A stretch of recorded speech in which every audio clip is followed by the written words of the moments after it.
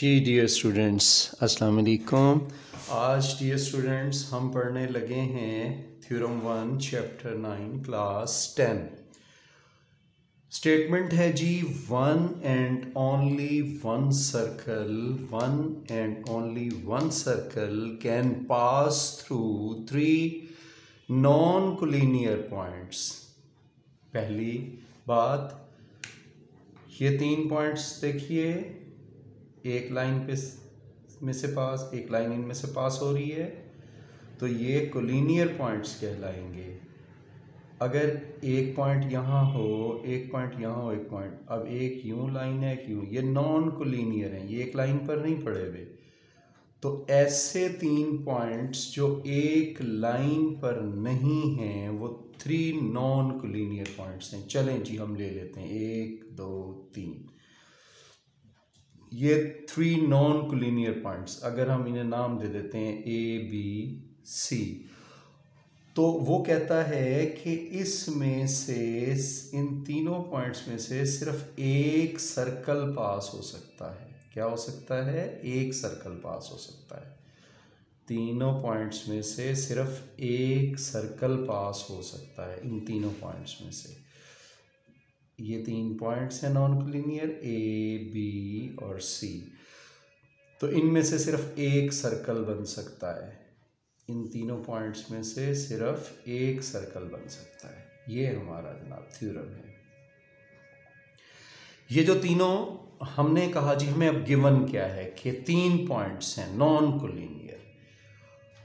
A, B, C are 3 non-collinear points in a plane। एक हमवार सतह को प्लेन बोलते हैं। ये एक हमवार सतह है, इसको प्लेन बोलते हैं। जैसे ये दीवार है, ये एक प्लेन है। जैसे फर्श है, वो एक प्लेन है।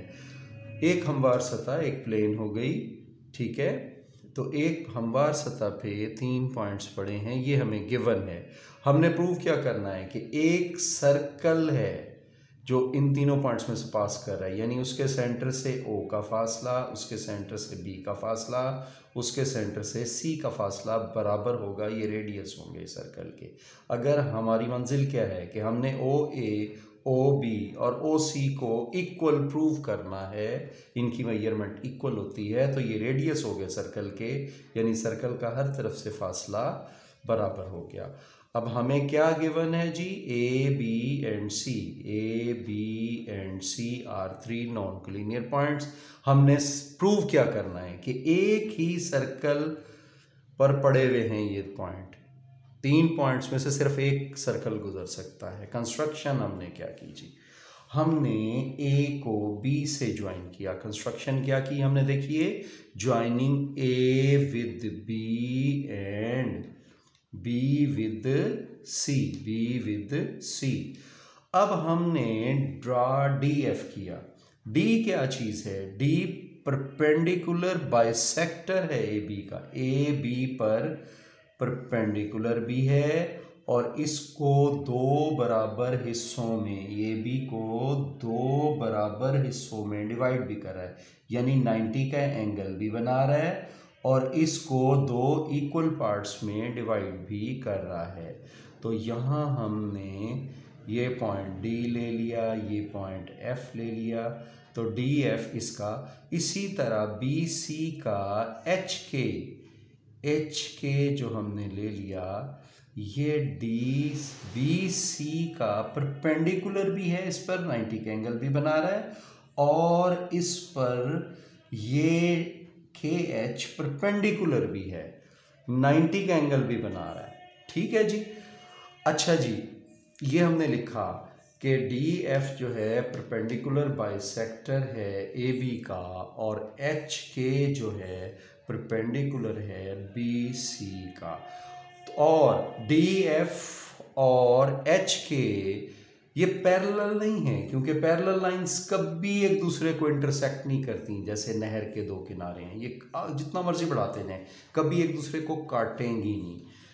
पैरेलल नहीं है तो ये नॉन पैरेलल हैं, तो क्रॉस करेंगी एक दूसरे को। हमने कहा जी कि ये नुक्ता O पे क्रॉस करती हैं, एक और कंस्ट्रक्शन की कि हमने O को A से मिलाया, O को B से मिलाया, O को C से मिलाया।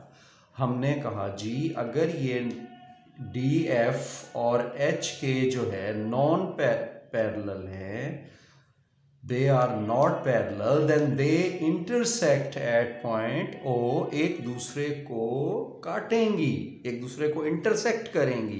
कौन से पॉइंट पे? O पॉइंट पे इंटरसेक्ट करेंगी। ठीक है जी। अब हमने और एक कंस्ट्रक्शन की कि O को A से मिला दिया, O को B से मिला दिया, O को C से मिला दिया। तो ये तीनों पॉइंट्स को हमने आपस में क्या किया है? मिला दिया है। O को A से, O को C से और O को B से। स्टेटमेंट जी, हमें ये पता है कि DF जो है, ये DF ये AB पर परपेंडिकुलर है। ये वाली लाइन इस पर 90 का एंगल बना रही है। क्या कर रही है? 90 का एंगल बना रही है दोनों तरफ। अगर ये परपेंडिकुलर है तो इसका मतलब है कि ये बराबर फासले हैं। तो इस लाइन पर कोई भी पॉइंट पड़ा हो वो एंड पॉइंट से बराबर फासले पर होगा। ये और ये फासला, ये और ये फासला।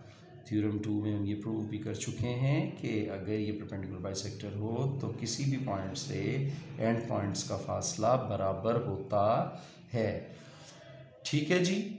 तो हमने क्या कहा कि अगर ये परपेंडिकुलर बाइसेक्टर है, हमने लिखा एवरी पॉइंट ऑन DF पर कोई भी पॉइंट होगा वो A और B से is equi distant from A और B, A और B से वो बराबर। तो OA और OB भी इक्वल हो गए। ठीक है। इसी तरह KH जो है वो परपेंडिकुलर है, ये KH परपेंडिकुलर है BC पर। तो इस लाइन पर पड़ा हुआ कोई भी पॉइंट इसके एंड पॉइंट से उसका फासला इक्वल होगा, यानी ये लेंथ और ये लेंथ इक्वल होगी। तब क्या हुआ? OB और OC इक्वल हो गए, OB और OC इक्वल हो गए। हमने यही लिखा कि HK पर कोई भी पॉइंट पड़ा हो, चूंकि HK BC पर परपेंडिकुलर है, 90 का एंगल बना रहा है, तो हर पॉइंट इसके एंड पॉइंट्स, यानी यहाँ पॉइंट हो तो C से फासला और B से फासला इक्वल होगा। हमने O लिया तो O का B से फासला और O का C से फासला इक्वल हो गया। अब एक बात देखिए, OA OB के इक्वल मेजरमेंट इनकी और OB OC के इक्वल, तीन चीज़ें हैं ना, OA OB OB OC, तो ये तीनों इक्वल हो गई। OA इक्वल हो गया मेजरमेंट OB के। यहाँ पे देखिए हमने इस 1 और 2 को हमने मिला दिया, इन दोनों को मिला के लिखा कि OA OB और OC बराबर हैं। अगर ये बराबर हैं तो हमने कहा कि ये तो OHK और DF जिस पॉइंट पे काट रहे थे वो O था, और उसी पॉइंट से OC OB और OA बराबर हो गए। अगर तो ये तो सिर्फ हर तरफ अगर किसी आर्क, ये हमने एक सर्कल की हमने कहा जी, ये तो फिर कोई आर्क थी जिस पर A B और C पड़े थे, इसीलिए O से A का फासला, O से B का फासला और O से C का फासला बराबर है। तो ये तो रेडियस हो गया सर्कल के, ये भी रेडियस हो गया, ये भी रेडियस हो गया, ये भी रेडियस हो गया।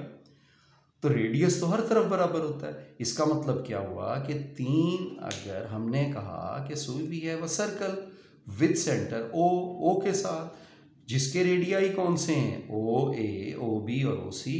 तो हमने यहाँ पे दोबारा स्टेटमेंट लिख दी, one and only one circle can pass through 3 non collinear points. कौन से? अब तो नाम दे चुके हैं, A B और C। अच्छा, ये हमारा थ्योरम हो गया जी। बहुत आसान थ्योरम है। इसको अच्छी तरह से करने के लिए आप लोग इसको 2-3 दफ़ा अभी लिख के रिवाइज कीजिए। Thank you.